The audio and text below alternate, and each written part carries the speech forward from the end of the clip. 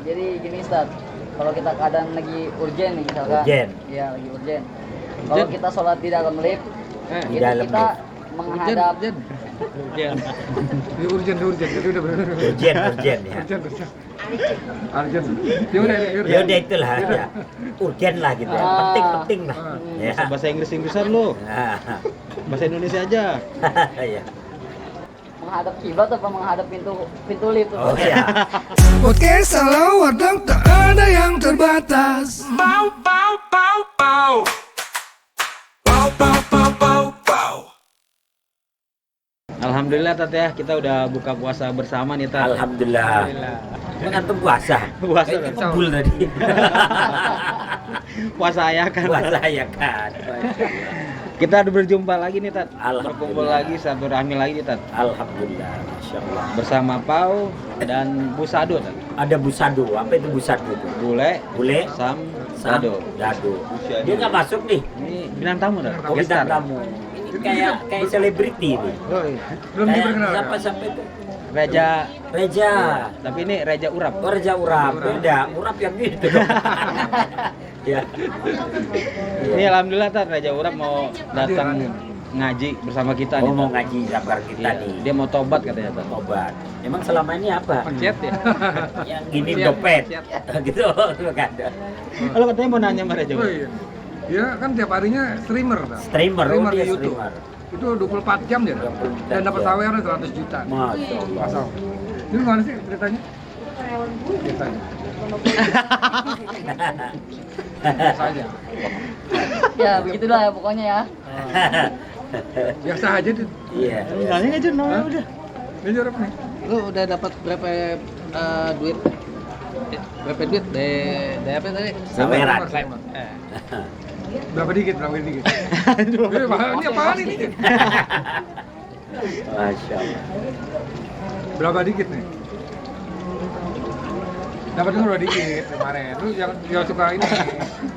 Suka ini Suka merendah Tat. Suka merendah. Berapa dikit nih? Ya paling 400 jutaan lah. Oh, Waduh. Dia tuh bukan suka merendah, karena bukan aslinya. Jangan dibuka dong. Oh iya, jangan bukanya Masya Allah. Udah, langsung aja. Oke Tat, kita balik lagi Tat. Kembali ke laptop Tat. Iya. Temanya kali ini kalimat la ilaha illallah. ya, Tat. Dahsyatnya Dasarnya kalimat la ilaha Masya illallah. Allah. Langsung aja Tat ya ke pertanyaan Tat. Iya, ya. iya, iya. Zikir yang paling utama apakah la ilaha illallah Tat? Oh iya. Sedangkan banyak tareko itu mewajibkan zikir la ilaha illallah. Ya. Apa makna yang Jadi memang begini. serat Tat? Ya. Para ulama sepakat bahwa la ilaha illallah itu kalimat yang ringkas, lugas tapi tegas. Kalimat yang menjadi seruan para nabi. Jadi semua para nabi dan rasul itu mengajak kepada la ilaha illallah. Kemudian para ulama juga sepakat afdhalud dzikri annahu la ilaha illallah. Bahwa seutama-utama zikir itu adalah kalimat la ilaha illallah. Dan kalimat la ilaha illallah ini adalah kalimat yang memang Allah sendiri memperkenalkan dirinya dalam surat Toha ayat 14. Allah yang menyebutkan sendiri. Kata Allah, innani anallah. Sesungguhnya aku adalah Allah, kata Allah dalam surat Toha ayat 14. Innani anallah. Sesungguhnya saya adalah Allah, la ilaha illa ana. Tidak ada yang layak disembah kecuali aku, kata Allah. Fa'budni, maka sembahlah aku. Jadi Allah sendiri yang mengucapkan, mengajak pada kalimat la ilaha illallah. Kemudian Allah memerintahkan semua para nabi dan rasul mengajak kepada kalimat la ilaha illallah. Maka dahsyat kalimat la ilaha illallah. Nanti kita bahas. Oke, mau lanjut. Tat mau nanya nih Tat. Oh iya, assalamualaikum dulu Tat. Waalaikumsalam. Sehat ya Tat. Alhamdulillah sehat. Perasaan pertanyaan wajib tuh sehat ya. Ini Tat mau nanya nih Tat. Apakah makna la ilaha illallah itu Tat? Oh ya. Jadi makna la ilaha illallah itu adalah la ilaha illallah. Tidak ada yang layak disembah dengan sebenarnya. Walaupun kemudian orang menyebutkan sesembahan selain Allah itu disebutnya Tuhan gitu ya. Tapi kalau dalam bahasa Arab disebutnya ilah. Ilah. Ilah itu sesuatu yang disembah dengan sebenarnya. Maka disebut la ilaha. Tidak ada yang layak disembah dengan sebenarnya illallah, kecuali Allah. Makna la ilaha illallah adalah menjadikan Allah satu-satunya yang disembah dan menjauhi segala sesembahan-sesembahan selain Allah. Ya, menjauhi segala sesembahan-sesembahan selain Allah. Masyarakat Quraisy itu kalau mereka ditanya, man khalaqas samawati wal ard, siapa yang menciptakan langit dan bumi, mereka pasti akan menjawab Allah. Kalau mereka ditanya siapa yang menurunkan hujan, siapa yang menumbuhkan tanaman, mereka akan menjawab Allah. Tapi dalam sistem penyembahan, orang Arab Quraisy maunya melalui patung-patung yang mereka buat. Maunya melalui paganisme, benda-benda mati yang mereka buat. Dan mereka mengatakan, ma na'buduhum illa liyuqarribuna ilallahi zulfa. Kami tidak menyembah patung ini, tapi kami hanya menjadikan patung ini perantara agar kami dekat kepada Allah. Itu yang membedakan antara keimanan dengan kemusyrikan. Yang diinginkan oleh Rasulullah, kau menyembah, kau minta langsung kepada Allah. Kenapa harus kepada patung yang kalian buat? Maka konsekuensi dari la ilaha illallah menjadikan Allah satu-satunya yang disembah, tapi kemudian kita harus meninggalkan sesembahan yang lainnya. Wallahu a'lam bishawab. Tapi ngomong-ngomong dia belum dapat minum nih, masya Iya, Allah. Pak. Lagi liputan, Pak. Tadi Oh, iya. perjalanan. Tadi mau diambilin di kolam nggak mau. Iya. Masya Allah. Ini dia. Sambel loh. Makan dulu Masya aja. Allah. Kosong. Ayo silakan nih Pak Sam nih Pak Sam. Assalamualaikum, Dasar Tan. nih, tanya. Waalaikumsalam. Mau nanya ini, Tan. Dekat aja. Apa? La ilaha illallah dan la ilaha illa anta. Oh gitu ya. Perbedaannya apa, Tan? Oh ya. Memang ada doanya Nabi Yunus itu ya. La ilaha illa anta subhanaka inni kuntu minadh dhalimin. Jadi itu doanya Nabi Yunus ketika dikubur dalam perut ikan selama 40 hari 40 malam dalam 3 kegelapan. Kegelapan pertama di dalam perut ikan, gelap yang kedua adalah dasar lautan yang dalam, gelap yang berikutnya ketika malam hari. Jadi Nabi Yunus itu dikubur dalam 3 kegelapan. Tapi karena beliau mengucapkan la ilaha illa anta subhanaka inni kuntu minadh dhalimin. Tidak ada yang layak disembah kecuali Engkau ya Allah. Ya. Subhanaka, maha suci Engkau. Inni kuntu minadh dhalimin. Aku termasuk orang-orang yang zalim. Jadi pengakuan Nabi Yunus. Apa bedanya la ilaha illallah dengan la ilaha illa anta? Perbedaannya adalah masalah domir. Domir itu kata ganti orang. Oh. Jadi kata ganti orang tuh ada dia, ada kamu, ada mereka. Nah itu kata ganti. Nah kalau la ilaha illallah, kita langsung menyebut tidak ada yang layak disembah kecuali Allah. Langsung disebutkan namanya Allah. Ya.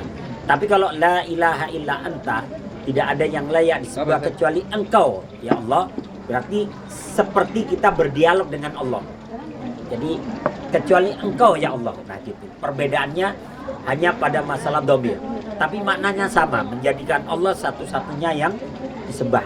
Gitu ya, wallahu a'lam bishawab. Nanya lagi dong. Enggak, nanya lagi dong. Bang Lian. Jadi, oh Bang Lian. Bang Rian. Masih punya dia. Oh, iya, iya. Punya suruh nanya itu. Ah. Assalamualaikum Ustaz. Waalaikumsalam. Alhamdulillah sehat ya. Sehat.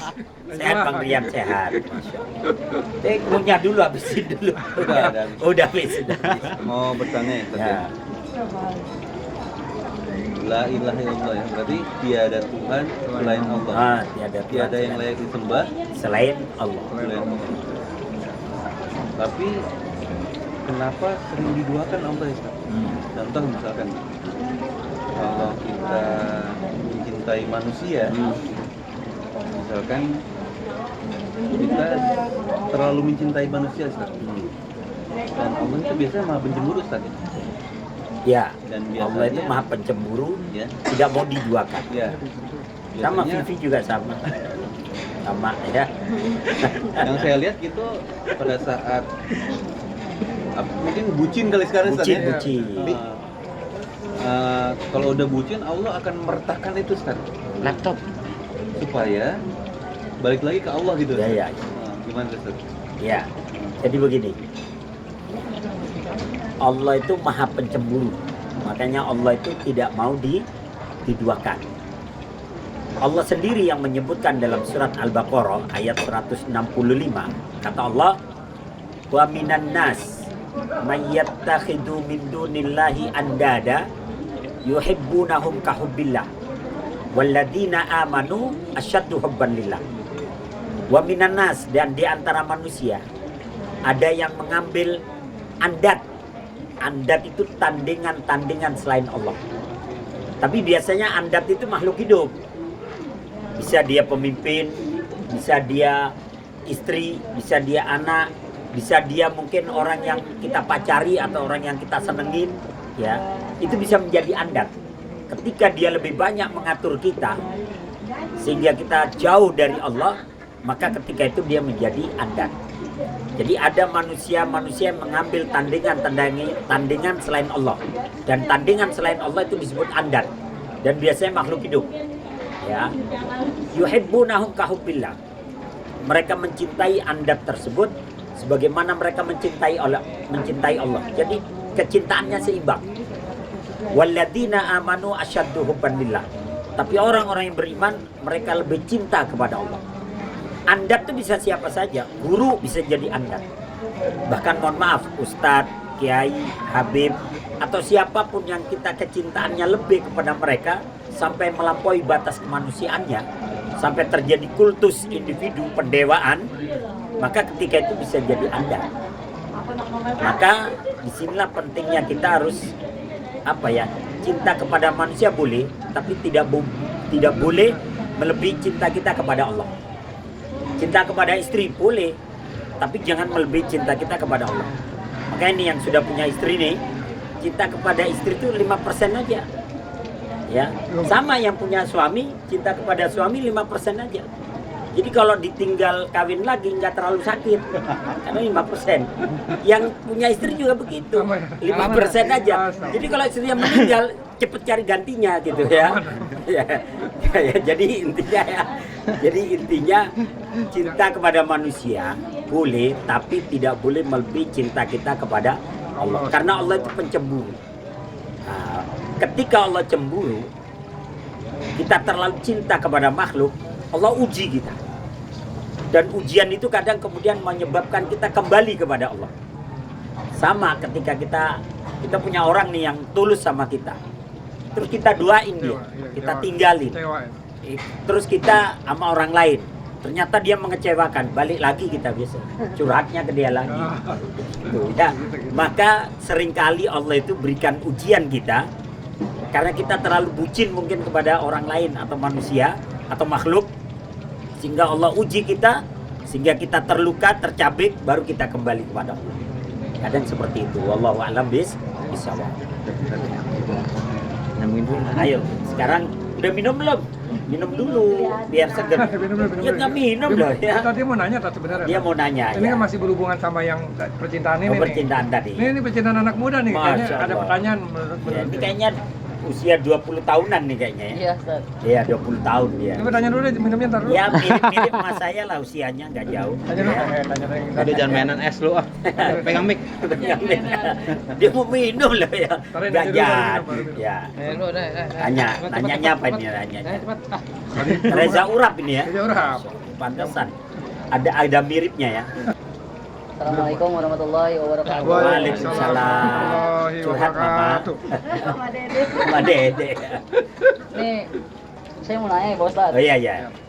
Hukum pacaran di bulan puasa, Pak Oh Ustadz. gitu. Nah itu apa pacarannya? Misalnya, Misalnya nih, kalau kita pacaran di bulan puasa. Nah, Nah, terus kita kayak ada yang hukum pacaran gitu kan. nah.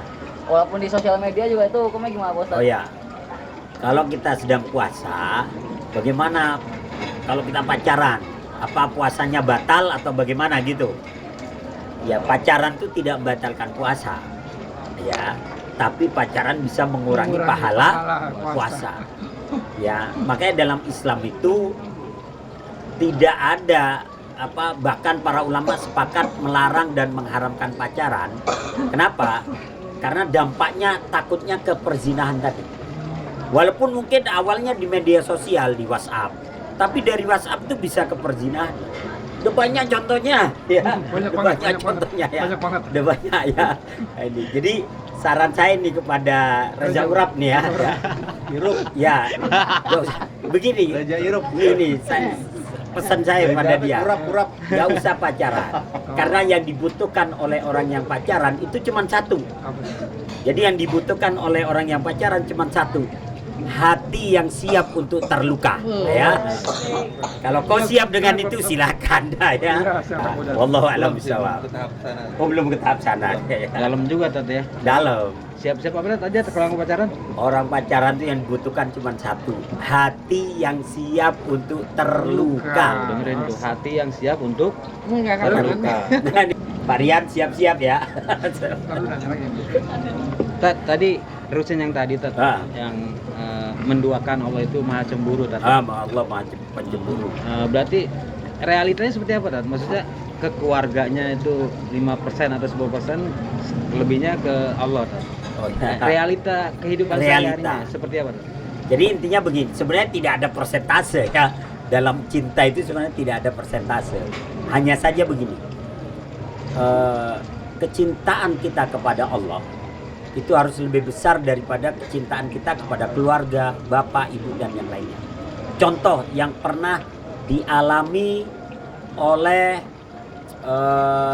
seorang sahabat yang bernama Sa'ad bin Abi Waqqas. Sa'ad bin Abi Waqqas itu masuk Islam di usianya kira-kira 15 tahun.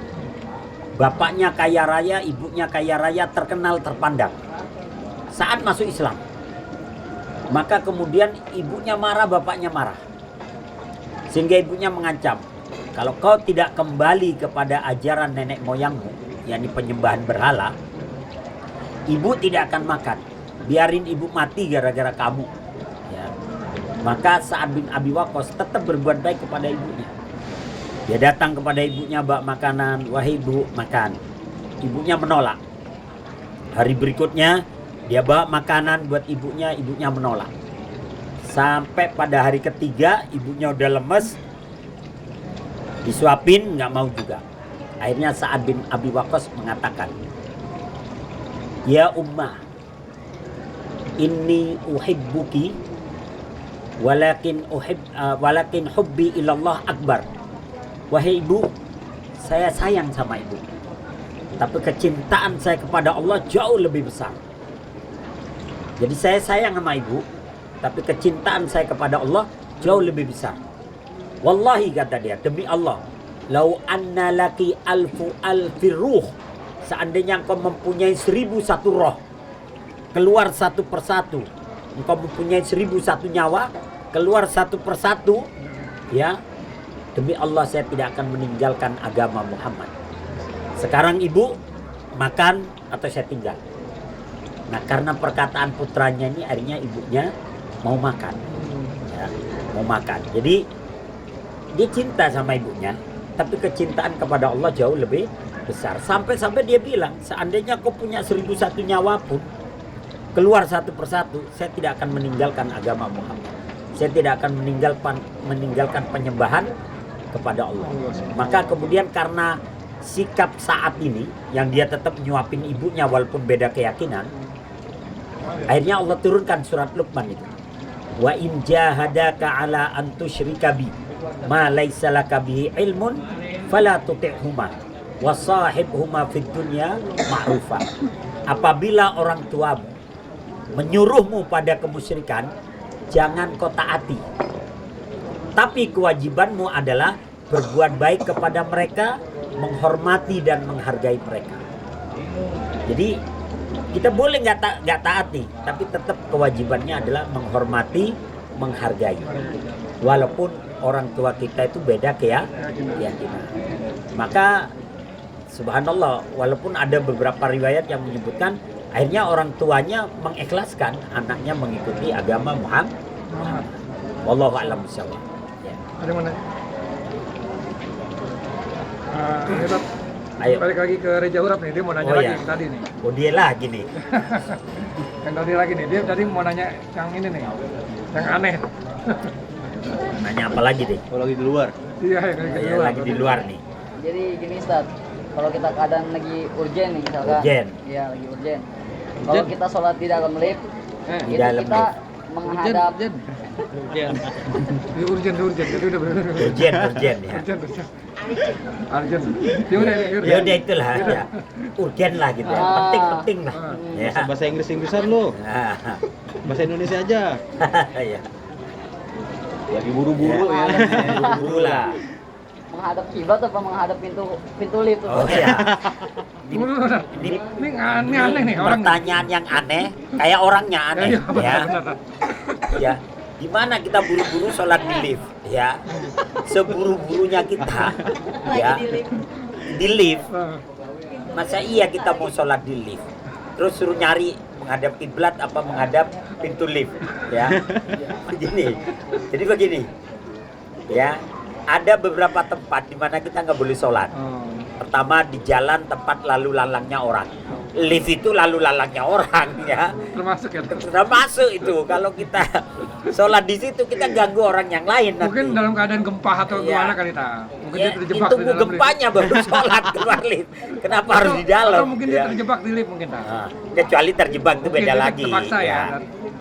Kalau terjebak kita nggak tahu arah kiblat, kemanapun kau menghadap Allah. Allah Ainama tuwallu wujuhakum fasamma wajhallah. Kalau kita nggak tahu arah kiblat, kemanapun kita menghadap itu arah kiblat. Kalau nggak tahu, tapi kalau tahu ya jangan. Maksudnya kita nggak tahu arah pintu liftnya menghadap kemana, maksudnya nggak tahu. Kan sekarang ada kompas atau Iya. ada apa gitu. Iya, Ta. iya. Jadi ada beberapa tempat kita nggak boleh sholat tuh. Pertama, tidak boleh sholat di atas kuburan, kecuali sholat jenazah. Kalau sholat jenazah boleh, karena tidak ada ruku dan sujudnya. Walaupun sifat pelarangan, kata Nabi, la tusallu ilal kubur wa la tusallu alaiha. Jangan kalian sholat menghadap kuburan dan jangan kalian sholat di atas kuburan.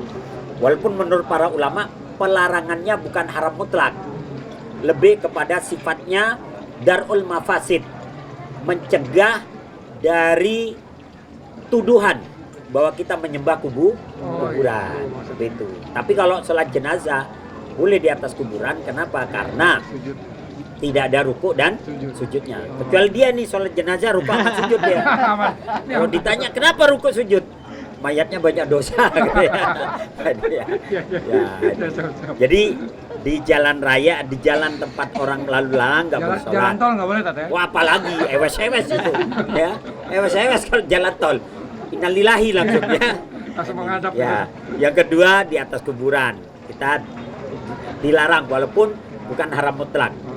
Kemudian di atas Ka'bah. Nggak boleh kita sholat di atas Ka'bah.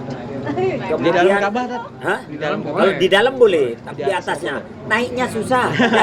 Enggak, tapi memang ada larangannya, ya. Capek lagian ngapain? Apa pentingnya sholat di atas Ka'bah? Kalau di dalam oke lah bisa naik. Pas ya. dulu juga di dalam. Ya, pernah di Tat? dalam. Kemudian berikutnya tidak boleh sholat di atas gundukan sampah. Gundukan sampah. Karena kan khawatir najis, kotor dan sebagainya. Kemudian tidak boleh sholat di kandang kuda atau kandang onta atau kandang sapi. Ya, karena ya khawatir tadi najis. Kemudian tidak boleh sholat di tempat penyembelihan hewan. Ya, namanya ada darah, ada kotoran dan sebagainya kan. Kemudian terakhir tidak boleh sholat tuh di atas tempat penyembahan korban buat berhala. Jadi kan biasanya ada batu besar di mana orang-orang meletakkan korban mereka, dipersembahkan kepada dewa-dewa mereka, dipersembahkan kepada Tuhan-Tuhan mereka. Nah itu kita nggak boleh sholat. Tapi selain itu boleh. Mau sholat di atas gunung, di pinggir sungai, di mall juga boleh ya. Nah, ini.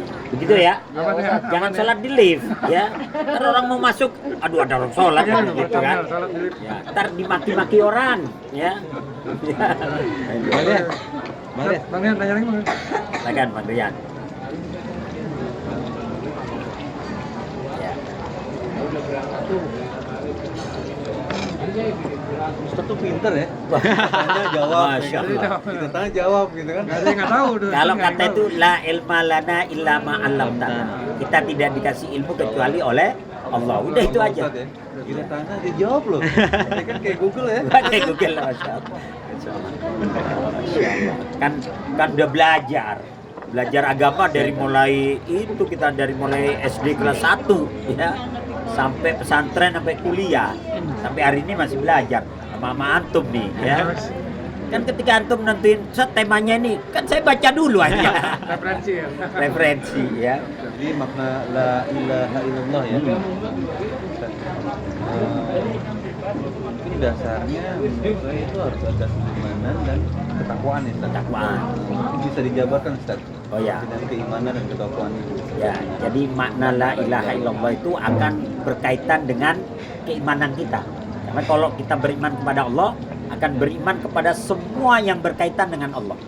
Baik itu kepada kitabnya, rasulnya, malaikatnya, atau yang lainnya. Hari kiamat, hari akhir, sama takdir. Takdir yang baik dan yang buruk. Makanya rukun iman itu ada 6, karena itu akan berkaitan. Nah, ketika kita beriman kepada 6 ini, kepada Allah, malaikat, rasul, kitab, bahkan hari akhir dan takdir, akan menjadikan kita itu lebih waspada. Nah, manusia bertakwa itu adalah orang-orang yang waspada. Jadi begini, kata Umar, takwa itu ketika engkau berjalan di jalan yang penuh dengan duri, kemudian kau berjalan berhati-hati tidak menginjak duri itu, itulah takwa. Dan duri itu adalah dosa-dosa dan maksiat. Jadi ketika kita menjalani hidup, menghindari dosa, menghindari maksiat, itulah takwa. Ya, bukan takut sama yang tua. Ya. Mau nambah lagi takut sama yang tua, takwa katanya bukan. Ya. Bukan ya. Jadi takwa itu berhati-hati dalam hidup. Ya, makanya yang berkaitan dengan keimanan pasti akan mengarahkan seseorang pada ketakwaan. Hidupnya itu lebih berhati-hatilah, tidak banyak melanggar hal-hal yang dilarang oleh Allah Subhanahu wa taala. Begitu, wallahu a'lam bishawab. Jadi takwa itu menjalankan perintahnya saja. Perintahnya dan menjauhi larangannya. Kalau takwa. iman Yakin ya, yakin bahwa kita yakin gak nih? yakin gak Allah bahwa gitu, Ustaz. Allah Satu gitu ada, ya? surga neraka ada. Nah, Karena sekarang muncul komunitas kami Muslim tapi tidak mengharapkan surga. Ada yang begitu.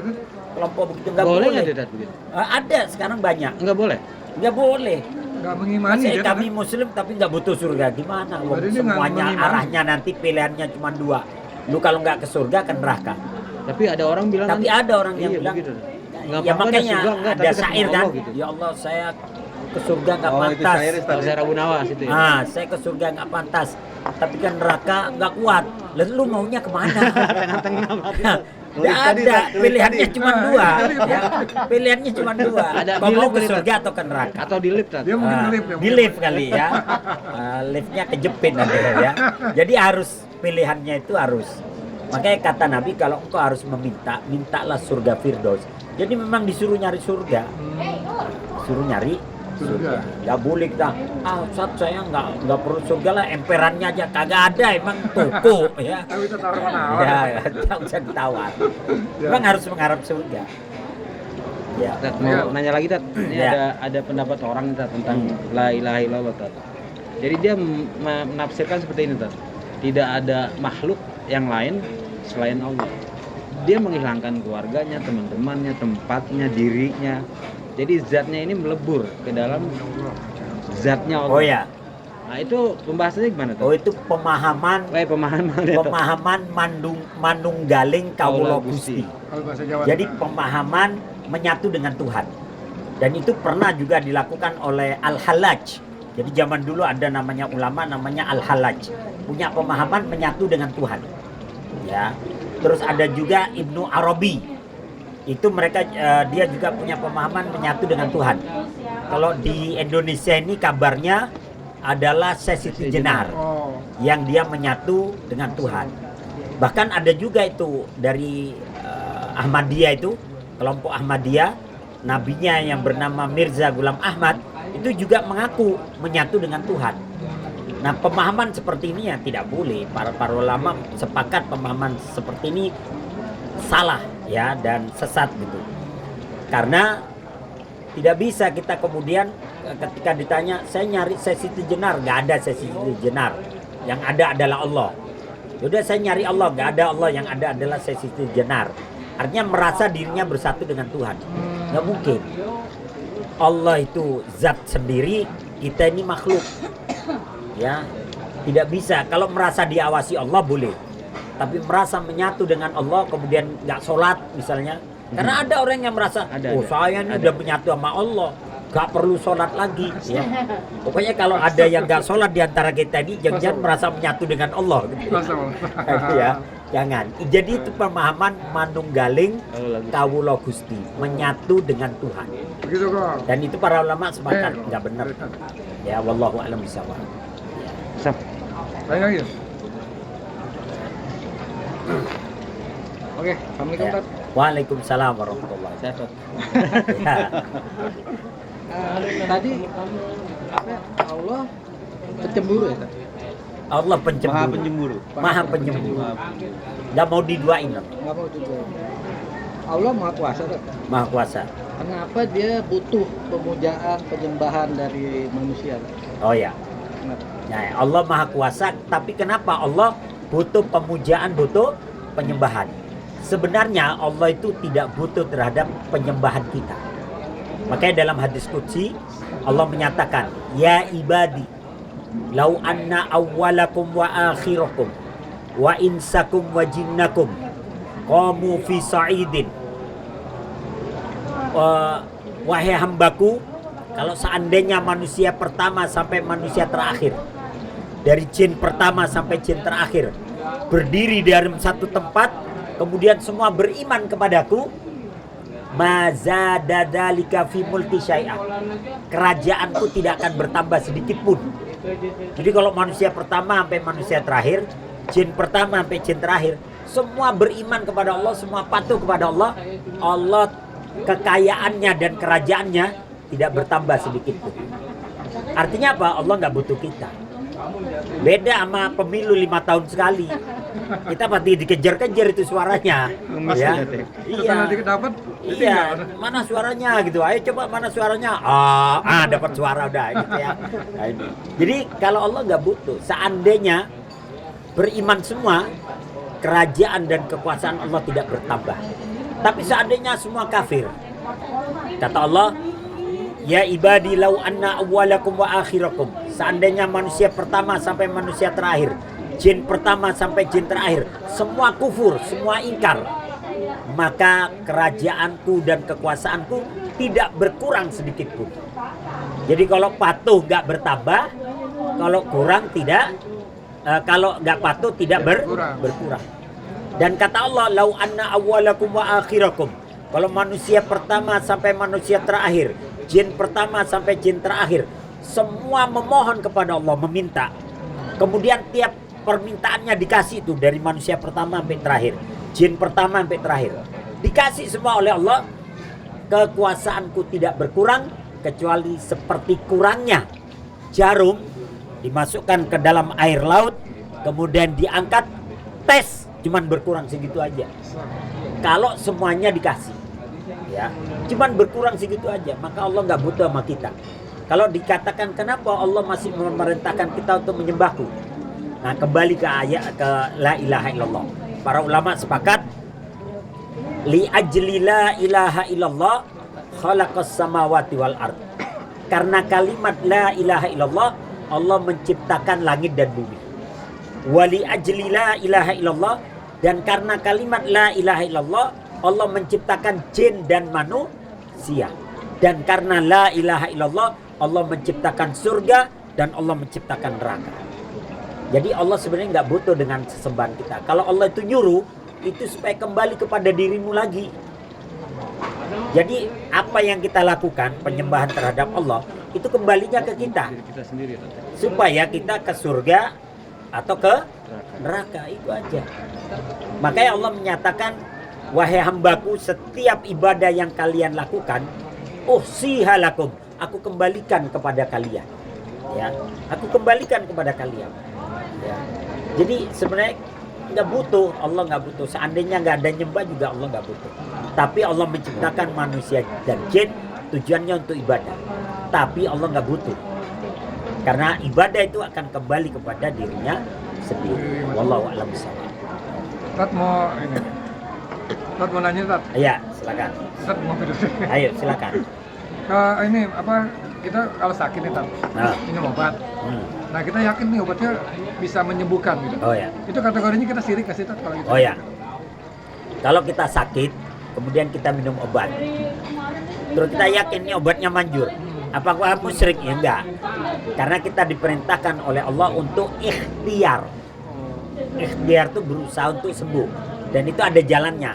Jalan ikhtiar itu ada dua. Ada jalan yang diridhoi, ya, ada jalan yang benar dan diridhoi oleh Allah. Ada jalan yang salah dan Allah murka di situ. Kalau kita sakit, kita datang ke dokter, kemudian kita yakin dikasih obat nih, yakin insya Allah obatnya manjur. Tapi yakin tetap yang menyembuhkan Allah, tapi sarananya obat ini. Sarananya. Ya, karena pengobatan tuh ada dua. Ada pengobatan secara alamiah dengan cara berobat, ada pengobatan secara ilahiyah. Ilahiyah yang tadi dengan baca doa. Jadi ketika minum obat baca doa, bismillah, dan yakin Allah yang menyembuhkan. Ini saran aja, udah bismillah. Dan itu ikhtiar yang diperbolehkan.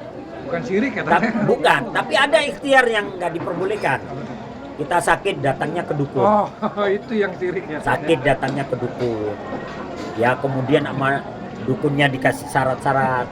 Kalau pingin sembuh, siapkan pitik putih sekili kuning gitu ya. Nah, dikasih yang macam-macam. Ayam hitam tuh. Ayam hitamnya, ayam hitam darahnya hitam gitu ya. Ya pokoknya yang aneh-aneh. Terus siapkan kembang 7 rupa. Itu baru sirik Terus itu suruh Tat, mandi ya. ambil telanjang depan rumah ya misalnya ya. Wah itu yang nggak benar gitu ya.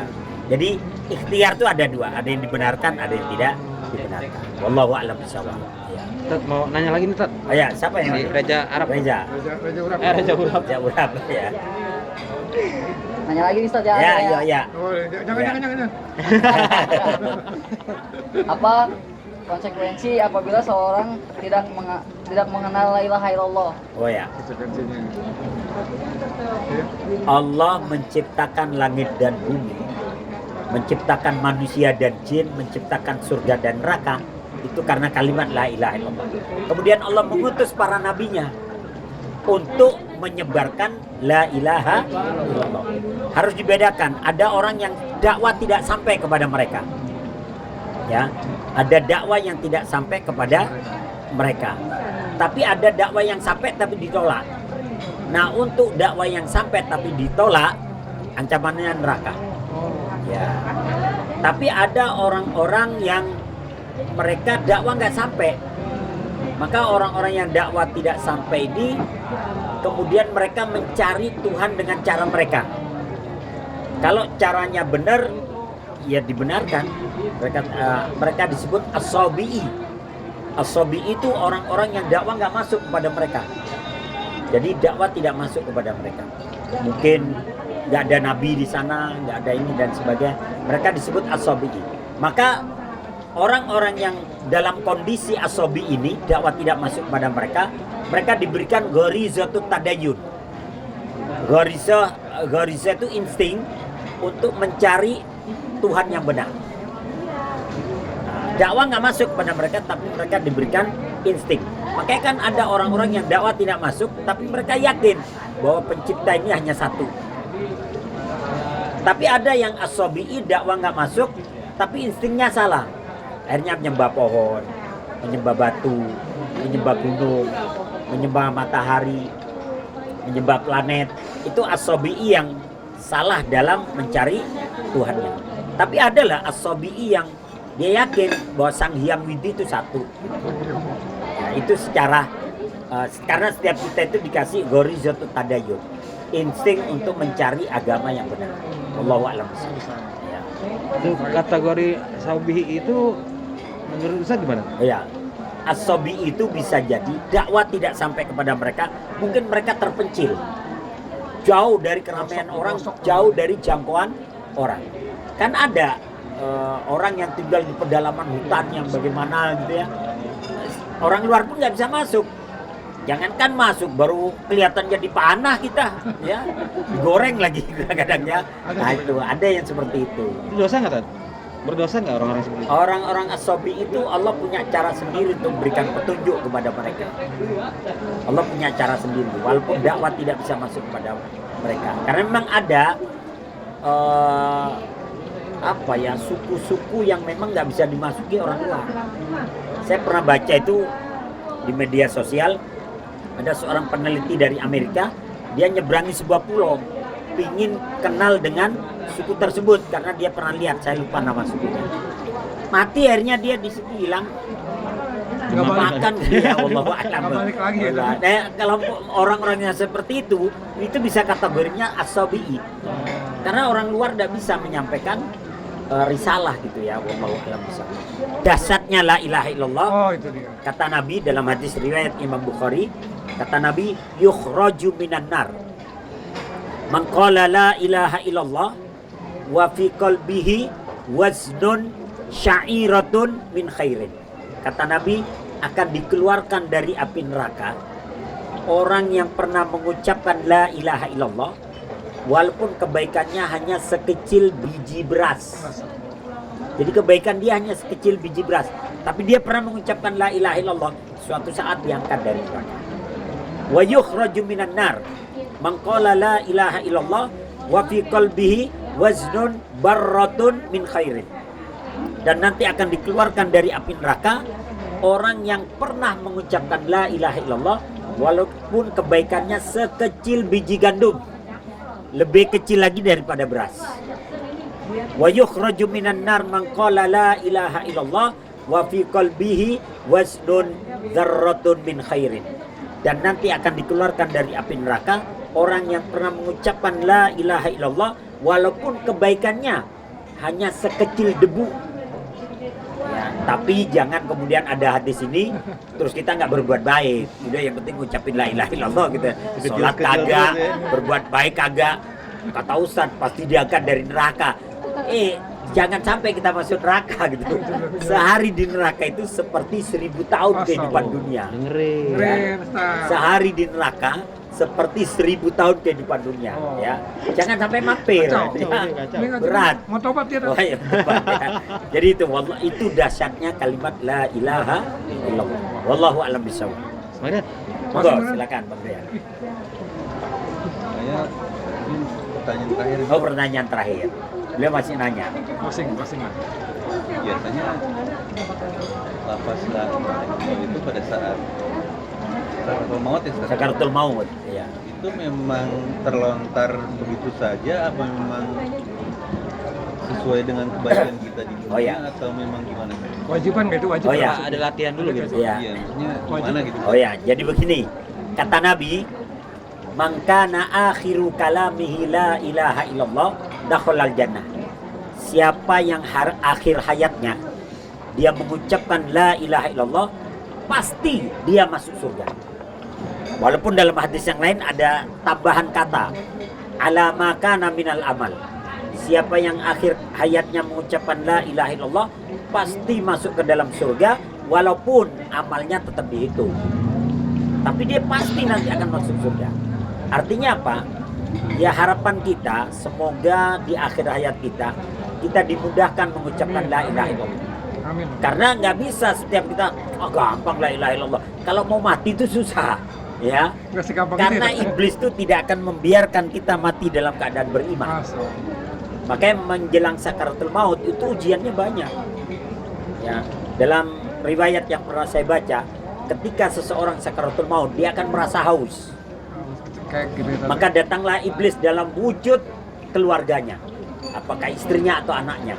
Dia akan menunjukkan, kamu haus, nih saya bawa air.